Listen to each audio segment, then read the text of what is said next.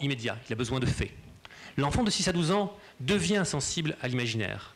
Et ce n'est pas seulement la mythologie, la capacité de l'enfant à imaginer, c'est aussi la capacité, comme on l'a vu juste avant, à se projeter dans l'infiniment grand, dans l'infiniment petit, dans le passé, dans le futur, imaginer ce que peut être une autre culture. Toutes ces choses-là, ce sont les pouvoirs de l'enfant de 6 à 12 ans. Son deuxième grand pouvoir, c'est la capacité à raisonner. L'enfant de 6 à 12 ans est d'une intelligence prodigieuse, souvent supérieure en apparence à ce que pourrait être l'adolescent, dont les pouvoirs cognitifs sont assujettis à d'autres problèmes à ceux qui sont à ce moment-là pour lui. Mais l'enfant de 6 à 12 ans est vraiment un enfant qui raisonne brillamment. Il a d'une très grande puissance, d'une très grande rigueur intellectuelle, et on doit donc accompagner ce travail-là. Notre méthode Montessori pour les enfants de 6 à 12 ans va être proposée donc sur maintenant 6 domaines. Mathématiques, géométrie, langage. Ces 3 domaines-là vont vraiment servir le côté rigueur intellectuelle, le côté développement intellectuel et raisonnement de l'enfant. On va aller parfois assez loin dans certains domaines. En mathématiques, avec certains enfants, ceux qui sont les plus avancés, on peut aller jusqu'aux extractions de racines cubiques en mathématiques. Ça n'a aucun intérêt. Ça n'est pas pour apprendre ce savoir, mais c'est pour continuer à les aider à développer leur capacité générale à raisonner. Mais si on ne développe que le raisonnement et pas l'imagination, on va avoir des enfants qui vont avoir une intelligence stérile.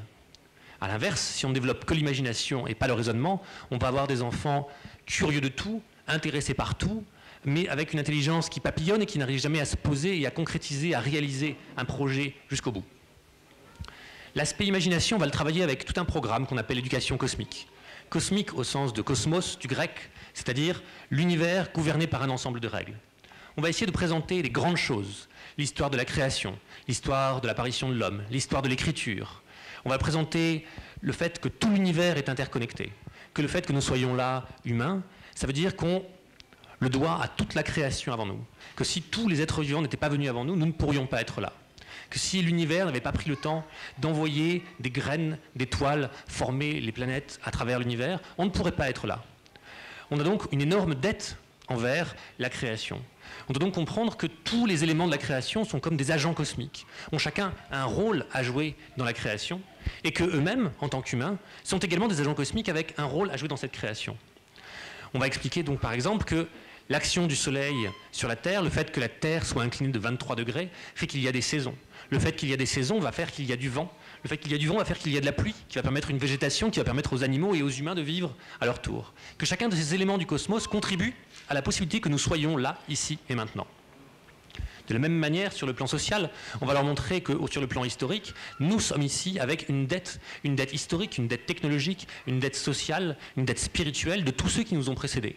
Que nous sommes tous interdépendants, qu'il n'y a pas d'humain qui ne soit pas profondément interconnecté avec tout le reste de l'humanité.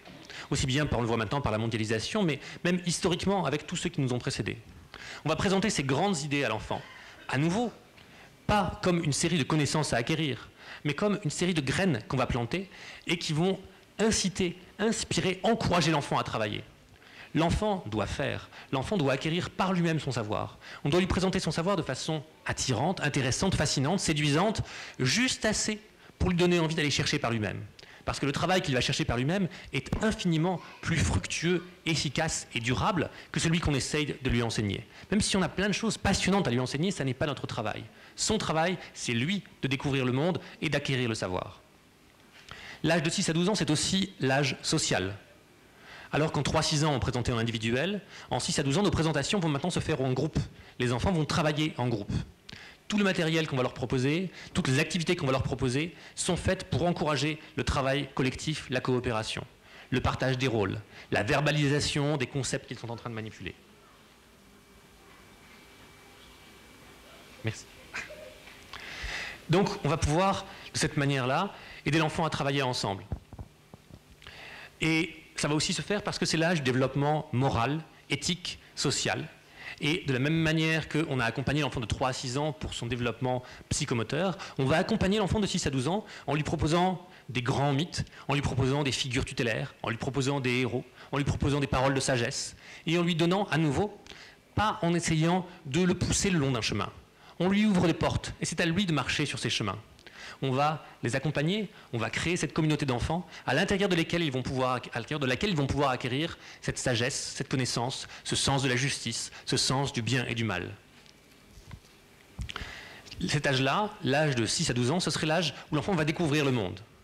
Comme le monde, ça ne rentre pas dans une salle de classe, il va falloir amener des livres, il va falloir que l'enfant sorte. L'enfant va faire beaucoup de sorties, parfois en petits groupes, à 3 ou 4, s'ils font une recherche sur un sujet. Ils vont demander à un parent de les accompagner, vont aller rencontrer un spécialiste, poser des questions, faire un rapport, faire un exposé. Une des gros aspects du travail de 6 à 12 ans, ça va être pour l'enfant d'acquérir un travail, faire des recherches, le présenter aux autres. Acquérir son savoir sans l'aide de l'adulte. Comme l'a dit Karima ce matin, l'adulte ne doit pas être la source de tout le savoir. Le savoir, il est autour d'eux et c'est à eux d'apprendre à aller le chercher par eux-mêmes. L'enfant de 12 à 18 ans rentre dans l'adolescence, qui est une autre période troublée, compliquée. Et le projet Montessori qui est en cours, encore en cours de développement. Si je regarde l'histoire de la méthode Montessori, de 1900 à 1950, on a vraiment développé le 3-6. La deuxième moitié du XXe siècle a été le moment du développement du 6-12. Et l'enjeu du XXIe siècle, maintenant, c'est le développement du 12-18, qui est en train d'apparaître un peu partout. On est en train de raffiner le projet, toujours sur la même idée de fournir un environnement préparé, adapté aux besoins et aux capacités. Le projet adolescent, c'est donc un sujet, il s'agit donc de ferme école, où les adolescents vivent ensemble, en internat, apprennent à gérer la ferme, à la fois parce qu'ils ont besoin de ces réalisations concrètes, ils ont besoin d'acquérir un sens de la valeur au sein de leur micro-communauté, de gérer une micro-économie réelle avec laquelle ils vont acheter des choses, faire des investissements pour la ferme, gérer leurs outils, leurs investissements, et organiser, construire leur savoir à partir de tout ce qu'ils font. Quand les enfants doivent apprendre à gérer un troupeau de moutons, il y a énormément de savoirs de biologie qui peuvent en découler. Quand les enfants veulent construire une serre pour cultiver des légumes, il y a de la physique, il y a des mathématiques, il y a de l'ingénierie. Tout ça va se mettre en place à ce moment-là. Il me reste combien de temps ? 5 minutes. Bon, 5 minutes. On va essayer de faire très court en 5 minutes. Un aspect essentiel de la pédagogie Montessori, auquel je ne vais certainement pas faire justice en 5 minutes, c'est la question de la liberté et de la discipline. Pour nous, dans la construction de l'être humain, si on regarde sur le plan biologique, la chose qui sépare l'être humain de l'animal, c'est le lobe frontal. Le développement du lobe frontal, c'est vraiment ce qui marque l'avènement du genre Homo. L'avènement de l'humain, c'est le moment où le lobe frontal est là. Et le lobe frontal, c'est celui qui gouverne tout ce qu'on appelle les fonctions exécutives, c'est-à-dire la volonté, la capacité à planifier, la capacité à organiser et la capacité à accepter la frustration, la capacité à contenir notre désir. On sait tous que si on met une noix dans une bouteille, le singe plonge la main, attrape la noix et est incapable de la ressortir parce qu'il n'est pas capable de lâcher la noix. Le propre de l'humain, c'est de savoir dire « je peux réfléchir, je peux contrôler mon désir ».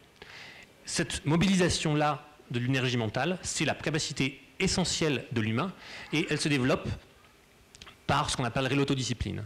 La volonté, c'est la capacité à contrôler ses désirs et ses pulsions. Et celle-là, elle se développe par la liberté.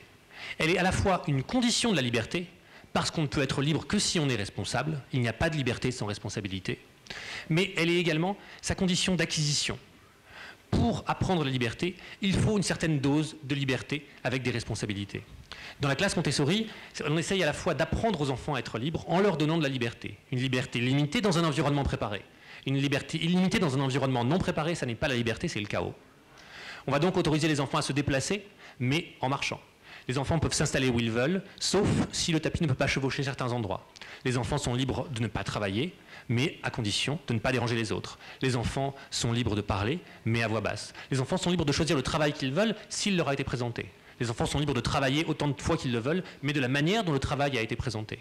À chaque fois, on leur donne une liberté assortie de responsabilités et de conditions pour exercer leur volonté. Le deuxième aspect essentiel et fondamental, c'est qu'on travaille sans punition ni récompense. Si on utilise des punitions et des récompenses, alors on n'est plus dans l'éducation, on est dans le conditionnement, on est dans le behaviorisme, on est dans le travail de Pavlov. L'éducation, ça doit au contraire être sans punition ni récompense. Quand on utilise des systèmes de punition et de récompense, on détruit la capacité de l'enfant à s'autodiscipliner. On crée un système où l'enfant a le besoin de la peur du bâton ou le désir de la carotte. Mais on détruit la motivation intérieure. La récompense du travail d'un enfant, c'est son propre travail. On ne félicite jamais un enfant. L'enfant qui vient de finalement arriver à lire, s'il vient nous le demander, on lui dira « c'est bien ». Mais on ne va pas le porter en triomphe à travers la classe. Jamais dire « c'est extraordinaire, bravo ». Non. Sinon, à ce moment-là, on impose notre désir et notre joie à l'enfant. La joie de l'enfant, elle doit venir de lui-même. Pas de punition non plus. L'enfant qui transgresse la règle, on va simplement lui dire non, non, non. Non 250 fois si nécessaire et sans jamais élever la voix. Mais on lui répétera la règle. On va également essayer à ce moment-là, comme on a un environnement préparé, de le réorienter vers quelque chose dont il a besoin. Mais pas de punition, c'est absolument essentiel. Des conséquences. Si l'enfant renverse quelque chose, il doit ramasser. S'il casse, il doit réparer autant que possible. L'enfant doit faire face aux conséquences de ses actions. S'il ne respecte pas les règles de déplacement, alors il n'a plus le droit de se déplacer. Mais on ne doit jamais traiter l'enfant désobéissant comme un enfant vicieux, mais comme un enfant encore incapable. L'enfant qui désobéit, c'est un enfant qui n'est pas encore capable d'obéir. C'est un enfant malade, pas un enfant pervers. On n'utilise jamais des termes comme paresseux, cancre ou même turbulent. On a simplement des enfants qui ne sont pas encore capables d'acquérir cette discipline. La discipline, comme tout le reste, c'est quelque chose qui s'acquiert. La liberté, c'est quelque chose, c'est peut-être un des plus difficiles apprentissages. Si on regarde ne serait-ce qu'aujourd'hui la difficulté que nous avons eue, nous tous, les adultes, ici présents, à nous tenir à cette règle du temps qui nous était imparti. Si on regarde dans la rue, quand les gens conduisent, la très très grande difficulté qu'ont les humains à s'astreindre aux règles simples du code de la route. Tous, adultes, nous avons un grand problème à maintenir cette autodiscipline. Et nous devons aux enfants d'aider à la construire. En général, j'ai une conclusion très lyrique sur le besoin de la réforme sociale qui passe par la réforme de l'éducation, sur le besoin d'amener de nouveaux citoyens dans le monde. Par chance, elle a presque été faite par tous les intervenants auparavant. Je réitérerai donc l'idée que pour Maria Montessori, il n'y a pas de... L'éducation, c'est avant tout le travail de la paix. Pour elle, l'un des travaux les plus importants, c'était de dire que éviter la guerre, c'est le travail des ambassadeurs. Créer la paix, c'est le travail des éducateurs. On m'a demandé également de lire cette conclusion qui était « Un enfant qu'on enseigne est un homme qu'on gagne ». Je vais vous proposer pour finir peut-être de regarder cette petite vidéo pour vous faire une idée un petit peu plus concrète. Une brève explication intéressante, les écoles Montessori sont trop souvent des écoles privées en France, malheureusement des écoles réservées à une élite. Celle-ci est un cas à part, puisque c'est une école qui a obtenu le soutien du ministère de l'Éducation nationale, qui est à Gennevilliers, dans une banlieue difficile, avec des familles défavorisées, une banlieue où plus aucun professeur ne voulait enseigner, et où une jeune enseignante a réussi à convaincre le ministère en disant « Donnez-moi une classe, laissez-moi faire comme je peux, c'est-à-dire sans récréation, avec mon matériel spécifique, avec une classe d'âge mélangé, et vous verrez ce que j'arrive à faire. » La première année, aucun des parents ne voulait que leurs enfants aillent dans cette classe bizarre. La deuxième année, ils ont tous commencé à dire « Mais pourquoi est-ce que ces enfants-là, ils savent lire et les miens dans ma classe, ils ne savent pas ?» Donc l'expérience est extrêmement réussie et montre qu'avec des moyens équivalents, dans des circonstances difficiles, la méthode Montessori est efficace. Je vous propose donc de regarder.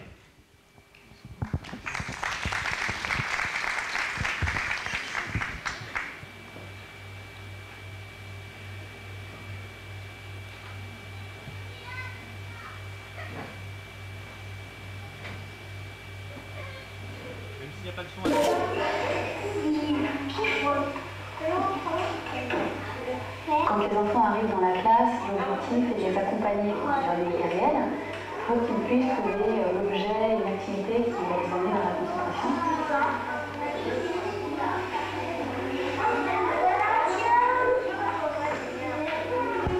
Il s'agit donc d'une classe maternelle d'enfants de 3 à 6 ans.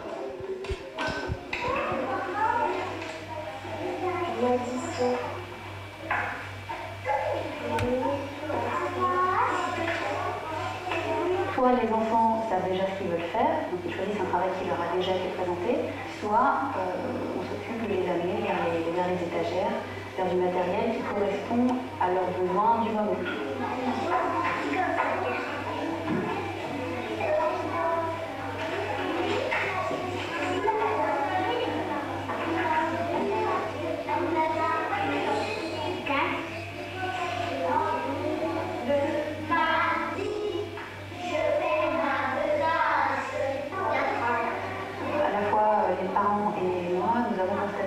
Que les enfants se sont apaisés, posés, calmés, même dans leurs relations sociales. Les parents ont pu me dire à la maison, les enfants sont beaucoup moins dans le conflit, ils sont plus autonomes. On m'a beaucoup dit que les enfants peut-être étaient un peu trop stimulés ici dans cette classe. Quand on voit ce qu'ils peuvent faire, on peut se poser la question. Alors, tout tourne autour du fait que je ne pousse pas les enfants. Ce qui se passe, c'est que je ne les freine pas. Parce que quand on laisse tout ce matériel-là à disposition.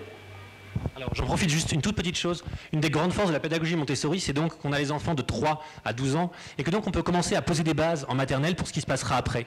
Par exemple, le matériel qu'elle utilise ici, elle l'utilise de façon strictement sensorielle, comme une association des formes et des couleurs, mais pour ceux qui ont l'œil mathématique, vous verrez que c'est une représentation géométrique de A plus B au cube. Et que donc les enfants, quand en 6-12 ans, on va réapprocher ce concept mathématique avancé, on va pouvoir utiliser un matériel avec lequel ils sont déjà familiers. Dans la classe, ils y vont tout seuls et ils se fixent des objectifs bien plus hauts que ceux que nous aurions fixés pour eux.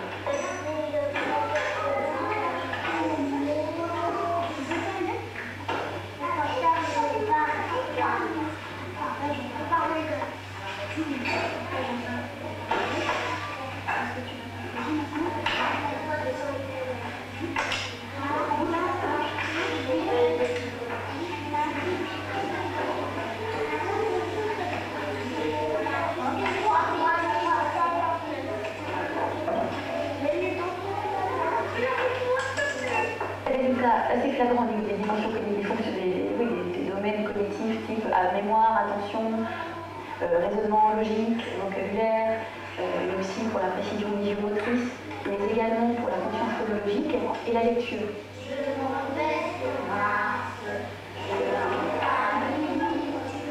Et on s'est aperçu que les enfants de moyenne et grande section avaient à peu près entre 1 an et demi, 2 ans d'avance sur la lecture. Et si je devais donner 3 mots, je dirais respect, enthousiasme, j'oserais pas trop le dire, mais je le dirais, et amour aussi. C'est un peu ce que dirige tout le travail.